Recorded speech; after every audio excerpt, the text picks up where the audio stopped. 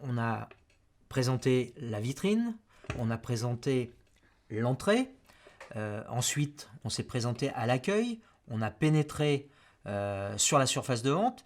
Eh bien, il s'agit encore, là maintenant, de bien présenter les produits, de bien proposer les produits. Donc, la surface de vente, en tant que telle, doit être la mieux organisée possible. Donc, une surface de vente, ça se présente de la façon suivante. Ça se divise selon deux critères. La surface de vente. Maintenant, on va aborder l'organisation de l'espace de vente et donc on va parler de surface de vente. Première chose, il y a une surface qui est consacrée aux produits et une surface qui est consacrée à la circulation pour atteindre ces produits. Eh bien, contrairement à ce que l'on peut croire ou penser, la surface accordée à la circulation est beaucoup plus importante que celle accordée à la vente des produits. Tout naturellement, imaginez un magasin où l'ensemble des produits ne soit pas atteignable. Ben, il n'y aurait pas de vente, tout simplement.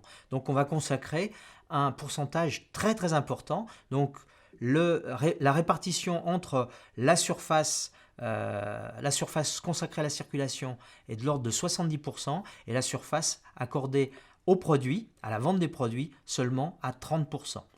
Alors pour ce faire, on a déterminé des formes de vente, des formes d'espace de vente.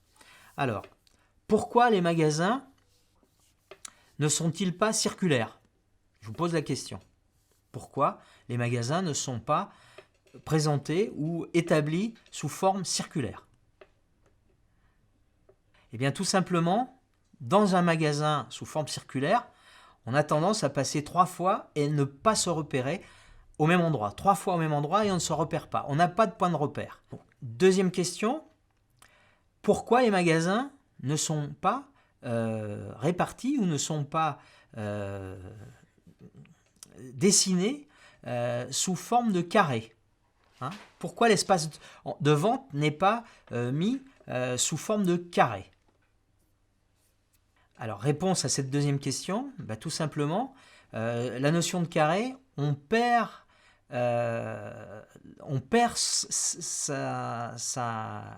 ses moyens de repérage dans une surface carrée. Tous les côtés se ressemblent, toutes les surfaces se ressemblent, et donc on n'a pas un sens de circulation qui va sortir. On va partir dans un coin, et on va surtout se focaliser sur les coins.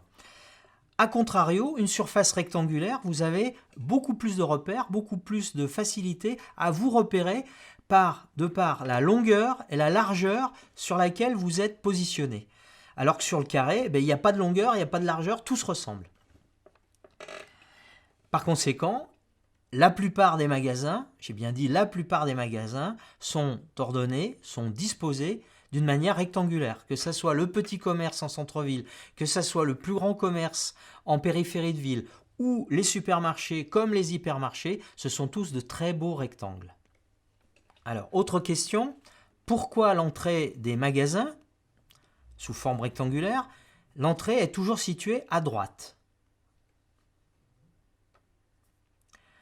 Eh bien, tout simplement parce que la population, dans sa grande majorité, est droitière et que la plupart des gens fonctionnent dans un espace de vente en sens de circulation de la droite vers la gauche et non pas de la gauche vers la droite. Donc si on mettait une entrée côté gauche, il y aurait une confusion puisque les gens partiraient devant la ligne de caisse et ce n'est pas le but recherché. Le but recherché, c'est de faire visiter un maximum d'emplacements, un maximum de points sur la surface de vente et donc de bien faire partir le client sur la droite de manière à ce qu'il visite un maximum de rayons.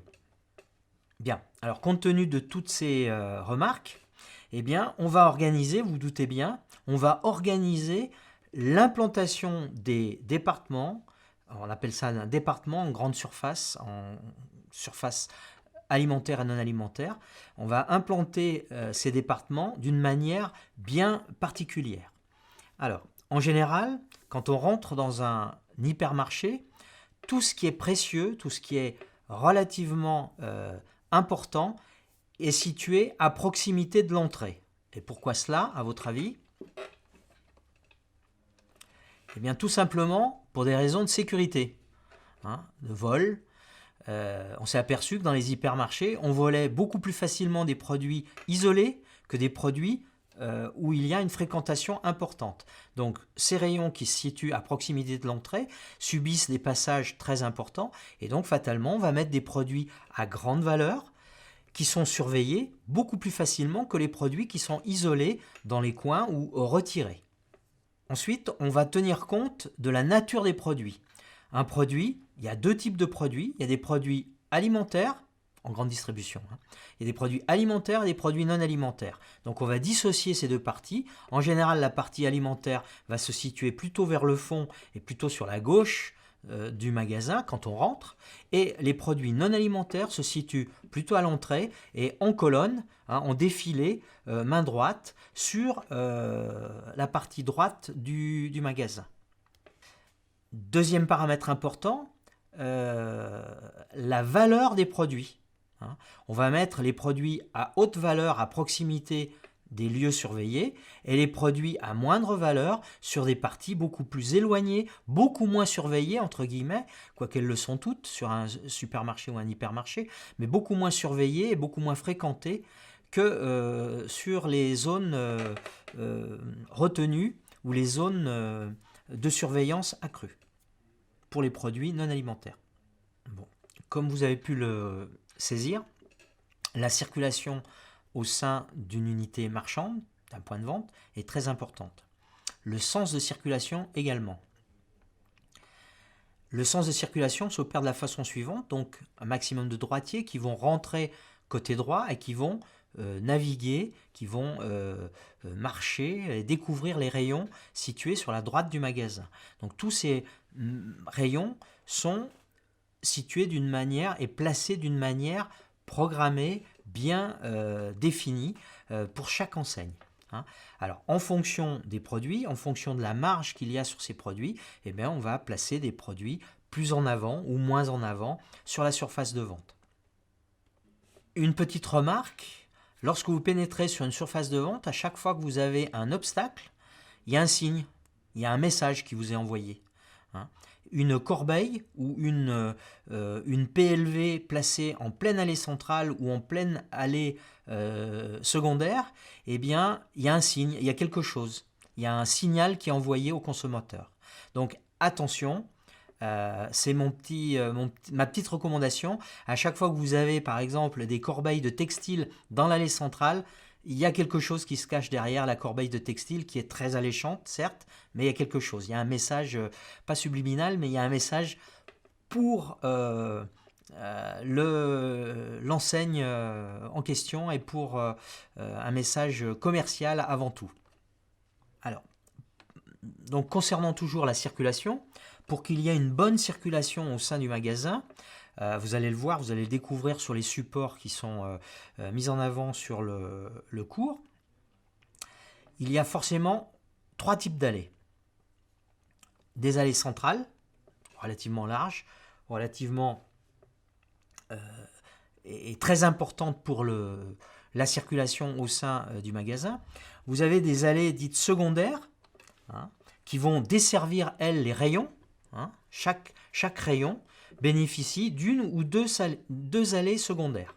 Okay, donc l'allée principale, l'allée la plus importante, ou les allées principales sont à proximité, en bout de rayon, d'accord, mais l'allée qui correspond à un rayon, c'est bien l'allée secondaire.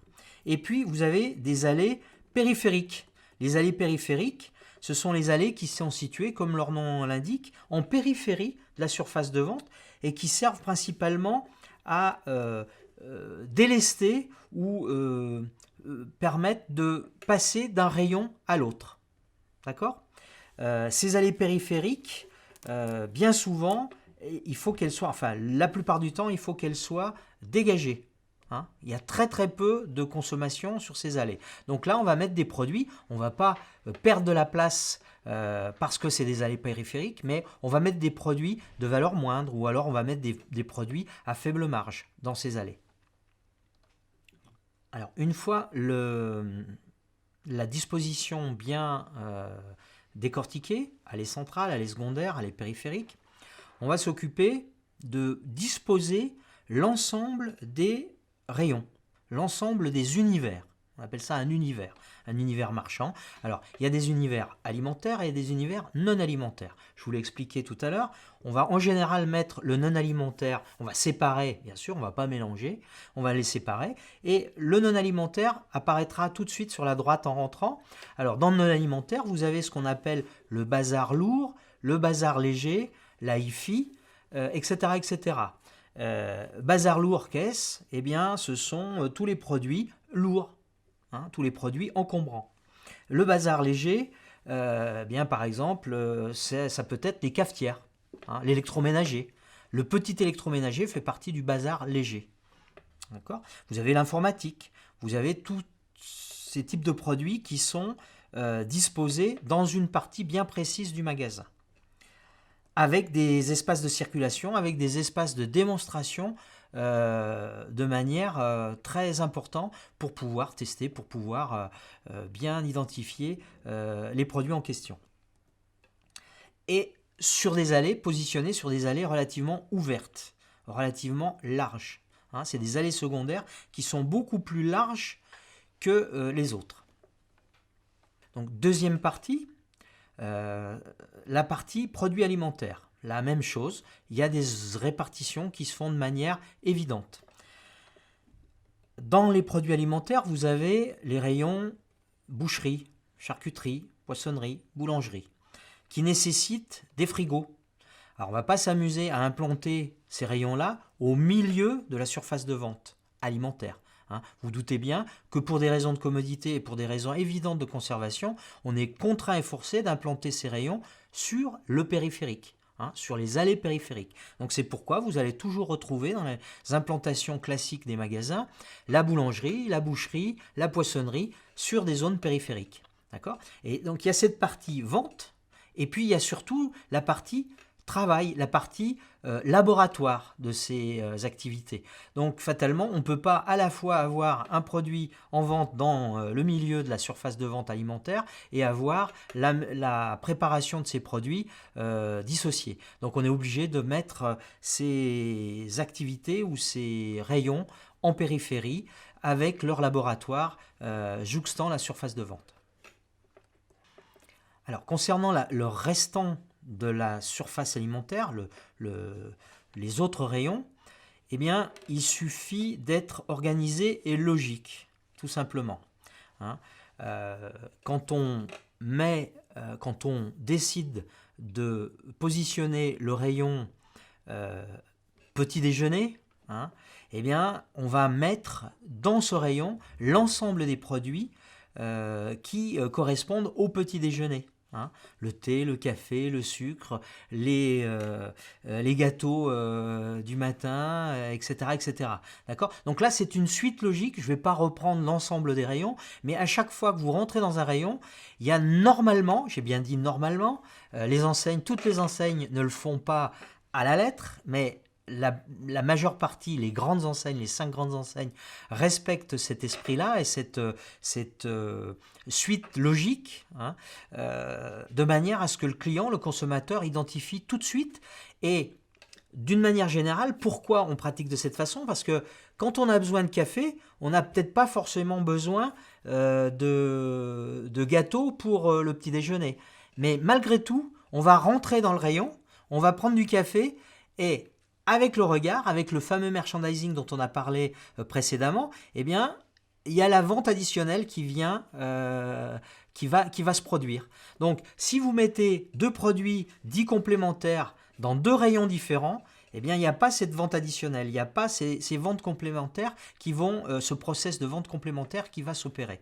Alors que là, tout est fait sur une surface de vente pour que vous consommiez toujours plus.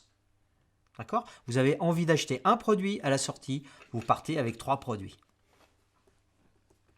Alors, pour terminer, pour compléter ces implantations alimentaires, vous avez bien compris l'organisation des rayons avec des produits complémentaires et il y a également un positionnement assez fort et notion assez forte de zone chaude et de zone froide. hein. Alors, ce n'est pas des zones où vous avez froid ou vous avez chaud, c'est bien des zones qui sont froides pour les produits et chaudes pour les produits. Qu'est-ce la zone chaude sur une surface de vente? Eh bien, c'est la zone d'entrée, c'est la zone où les clients ont une envie de découvrir, une envie de consommer qui est assez importante, hein. Dans cette partie-là, on ne va pas se fier à la liste de courses qu'on a programmée, on va se fier un petit peu à notre instinct et on va se diriger instinctivement ou de manière très instinctive pour acheter des produits dont on n'a pas forcément besoin. D'où l'utilité de placer des produits à forte valeur ajoutée, à forte marge. Alors, à contrario, la zone froide, c'est une zone où on n'a pas forcément envie de se diriger, mais on est contraint et forcé de se diriger. Pourquoi? Parce que principalement, c'est la zone alimentaire, la zone d'alimentation.